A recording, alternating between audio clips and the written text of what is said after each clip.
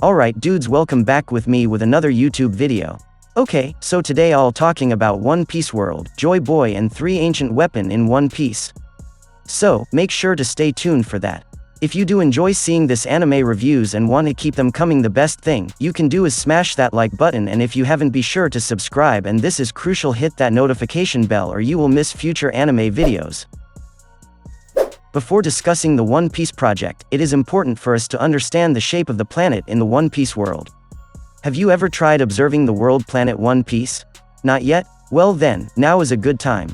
The problem is that the shape of the planet in the One Piece world holds one of the most important puzzle pieces in this story. First of all, we have to agree that the world planet of One Piece is completely different from the real world. The oceans, islands, weather, seasons, climate and living things all have unique roles. Although there are also some roles that are inspired by the real world. Second, the shape of the whole planet in the One Piece world is still a mystery. That's why Nami has the ambition to make a world map. The problem is that no one has succeeded in making it. However, for now, at least the outline has been illustrated by Oda. Let's see. The first version of the illustration is fan art that I took from Google Image. The second illustration is my own doodle. This second illustration that we will use as a reference for subsequent discussions. We see there that the planet One Piece has a giant land called Red Line. This land has no coastline. Instead, the barrier between the Red Line and the surrounding ocean was an elongated cliff reaching the sky. So, it is actually more accurate to call the Red Line a giant wall rather than land. The mainland of the Red Line itself circles the world. When viewed from space, this land is like a giant ring pinned to a globe. Next, there were the waters of the Grand Line. Just like Red Line, the location of the Grand Line also surrounds the world planet One Piece, but its position is perpendicular to the Red Line. These waters are the most dangerous shipping lanes in the world because of their extreme and unpredictable weather. In addition, these waters are also filled with the fiercest sea monsters in the world. The Grand Line is divided into two, namely the first part of the Grand Line, or so-called Paradise, and the second part of the Grand Line, or so-called New World. Grand Line is not alone. The Grand Line is a package with other waters called the Calm Belt, namely waters where the wind never blows and is the habitat of the Sea Kings. These conditions make the waters of the Calm Belt almost impossible for sailors to navigate. The existence of the Red Line, Grand Line, and Calm Belt with their respective characteristics is like a giant wall that divides the world into 4 oceans according to the cardinal directions, namely North Blue, South Blue, East Blue, and West Blue.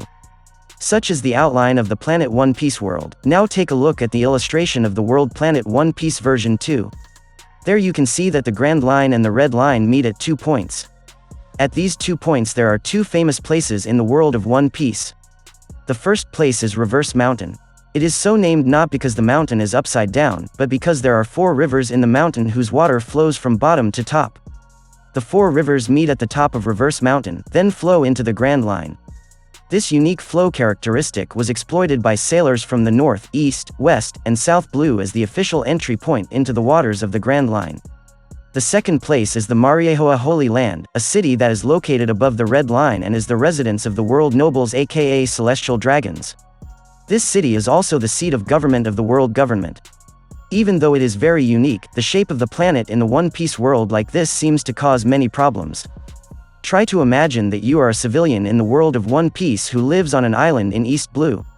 Think of you as a commoner, without superpowers, devil fruit, or anything like that. Your dream is to travel around the world. Before starting your journey, you research the One Piece world globe as a benchmark for compiling your travel plans. Your first destination is North Blue. Maybe this trip was made. It seemed impossible because there was a red line blocking it. North Blue cancelled, goal changed to South Blue. You see the globe again. A few moments later, you conclude that this trip looks even more impossible than to North Blue. The problem is that there is a combination of the Calm Belt and the Grand Line blocking the road.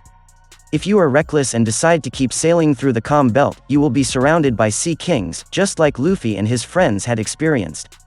It is clear that the journey cannot continue unless you can tame this herd of Sea Kings and get them to tow your ship. The last alternative is to go to West Blue. But after seeing the globe one more time, you immediately gave up your mind because a trip to West Blue turned out to be the most impossible of all. Because there is a combination of Calm Belt, Grand Line and Red Line. Cancel traveling? Wait a minute, how about you go to the Grand Line? Is there an entryway through Reverse Mountain? Sorry, just kidding. How could any ordinary, sane citizen plan to sail to the pirate's grave? It's the same looking for death. If you are crazy, that's a different story. Indeed, there are people like Mihawk and Rayleigh who seem able to travel around the One Piece world at will without worrying about death. But they are basically power crazies. People like them could be counted on the fingers. Indeed, there are parties such as the Marines and the Germa Kingdom that can pass by the sea at will. But they do have advanced technology for that. What about the rest of the world's population who are mostly just ordinary people? No superpowers or advanced technology. They are automatically trapped on their respective islands. Just look at the city of Water 7. The condition of the residents of Water 7 was poor before the sea train was built. Even after the sea train was made, they were still threatened by the water level, which continued to rise every year. Water 7 is predicted to sink in the future. Couldn't the people of Water 7 evacuate? Fleeing is not a wise choice because of the sea conditions filled with sea monsters, extreme weather, and roaming pirates. The risk is too great. This is only the city of Water 7, there are hundreds of other countries that could face similar problems, depression and isolation. The king deeply felt the burdens suffered by the inhabitants of the world. It is no longer a question of an isolated world, but a question of survival. Solutions must be sought in order for life to continue. Based on that empathy, the king finally created the One Piece Project. Alright, here's what we've been waiting for, the One Piece Project. The main goal of the One Piece Project is to unite all the oceans in the world into a single, safe, and free ocean for anyone to navigate. To make it happen, the king needs 3 powerful weapons named Pluton, Poseidon and Uranus. Each weapon has its own role. Let's discuss them one by one. The first is Pluton. Pluton is the name of a battleship built by the Water 7 carpenters long ago.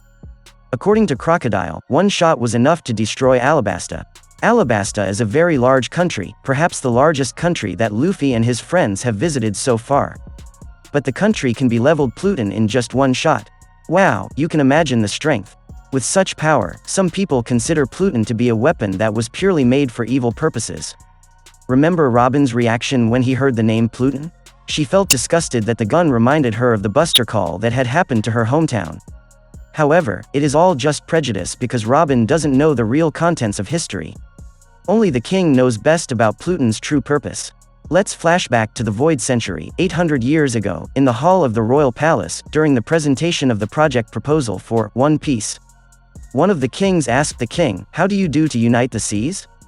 The king replied, "That's easy, we have to destroy the 2 crossing points between the Grand Line and the Red Line." "The crossing point?" replied the king who asked earlier. "Yes, the 2 crossing points were a reverse mountain and the land without a name. I chose those 2 places because, geographically, all the oceans in the world, namely North, West, South, East, Calm Belt, Grand Line, and New World, converge at these 2 points." There were whispers among the audience, their expressions looked confused and curious. Calm down, everyone. I have prepared an illustration flow to explain this.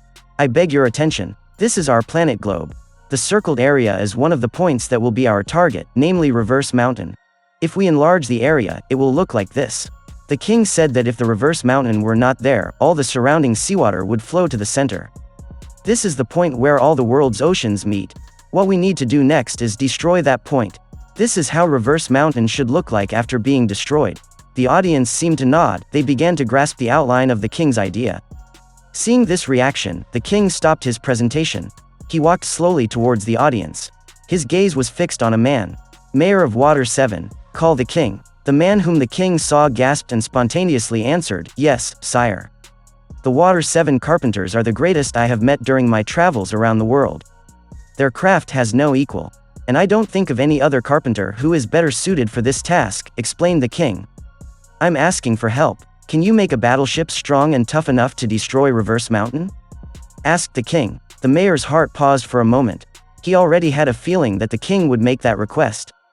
From the start, the mayor paid close attention to the king's presentation. And when the king stopped, he found himself understanding and agreeing with the king's idea. The mayor stared at the king for a few seconds. Before answering, "Yes, I can, sire." The king smiled and replied, "I know I can count on you. Don't worry about the cost, I'll bear it all. Just tell the carpenters that they have a special order to build ships. A ship that bears the name of the god, Pluton. I invite you to take as much time as you need to make it." "Ready, sire," nodded the mayor. We cut the flashback first. Next, the point that was going to be destroyed was the land without a name, which was now the Holy Land Mariehoa. But there is a problem if this point is destroyed. The problem is that right below Mariehoa is Fishman Island. If Mariehoa is destroyed, Fishman Island will automatically be buried in the process. Thousands of Fishman and Merman race lives will be lost. But the king clearly wouldn't let that happen. Well, here is the role of the second ancient weapon, namely Poseidon. Unlike Pluton, Poseidon is the name of a mermaid princess who lived in the Void Century. However, Poseidon is different from mermaids in general. He was bestowed with the power to control the Sea King herd. You saw their size during the Fishman Island arc. They are a herd of sea monsters with enormous size. But Poseidon can control them. Due to his extraordinary strength, Queen Otahime warns that Poseidon has the potential to destroy the world. But when it is in right hands, it can be used to save many people. Now Poseidon has died, but his strength has revived in Princess Shirahoshi. There is one other interesting fact about Princess Poseidon. She once met a human named Joy Boy. Who is Joy Boy? Joy Boy is the king we talked about earlier. The instructions are still limited. But the reasoning is simple. First, Joy Boy apologized to Poseidon in poneglyph form. It showed that whoever this person was called Joy Boy, he was most likely siding with the ancient kingdom. Otherwise, there was no way he could use poneglyph technology to write this apology. Second, Joy Boy can tie a promise with Princess Poseidon. In the manga, it is not clear what the promise is. All we know is that the promise failed to keep, then Joy Boy apologized for the failure. But Joy Boy assures the Ryugu kingdom that one day someone will definitely emerge who can make that promise a reality. Joy Boy only gave one condition: the Ryugu kingdom had to guard Noah's Ark until that day. The Ryugu kingdom accepted that condition wholeheartedly. We've seen it during the Fishman Island arc. The king of Neptune tries his best to protect Noah from being destroyed. Noah was the key to keeping that promise. What a wonderful person named Joy Boy. He can make promises with women as strong as Poseidon. He was also able to get the Ryugu family to comply with his condition of looking after Noah for hundreds of years. What's more, his name is listed on the poneglyph. All this leads to one conclusion: Joy Boy is a person of high authority in the ancient kingdom. His authority even surpassed that of King Neptune. And who else had that kind of authority in the ancient kingdom, except for the king himself? In other words, the king we talked about earlier, he is Joy Boy. People called him the King of Joy Boy. There are references from the real world that further support this argument, but we'll get to that later. Now, we flashback again. After the mayor of Water 7 agreed to make Pluton, King Joy Boy continued his presentation. The power of Pluton will also be used to destroy the nameless land, Mariehoa, that is at the second crossing point. However, there is one serious problem here. King Joy Boy looked at a woman who was present among the world leaders. He said, "Princess Poseidon, I am sure you know very well the problem I am referring to. Please explain to all of us." Poseidon gasped.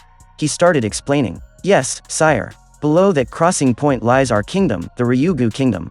If that point is destroyed, Ryugu will be destroyed too. The souls of the fishman and merman who live there will be threatened." The hall suddenly filled up after Poseidon ended his explanation. King Joy Boy calmed her down by waving her hands. "Daughter, you don't have to worry about your people. But I need your strength. I heard you can control that giant creature called Sea King?" asked King Joy Boy. "Yes, sire," answered Poseidon. "So the news is true. I don't know exactly how your powers work, but I wanted to tell you that I recently completed a large ship called Noah. I think, big enough to accommodate all the inhabitants of the Ryugu kingdom," explained King Joy Boy. "This ship does not have a sail, it cannot move like a ship in general. But those creatures, their sea kings, seem to be able to move this ark," continued King Joy Boy. Suddenly Poseidon's eyes lit up, but she tried to restrain himself. Poseidon asked King Joy Boy carefully, "You mean, sire?" King Joy Boy replied, "Yes, I will give Noah to the Ryugu kingdom. It will take a long time. But in time, use Noah to evacuate the inhabitants of Ryugu. Order the Sea King to pull the ark. I promise, you will have a new place to live at sea level." Poseidon couldn't hold back anymore. Her expression seemed to not believe what King Joy Boy said. She asked again, her voice a little choppy now, "Sire, serious?" King Joy Boy smiled, "I am always serious, I will keep this promise."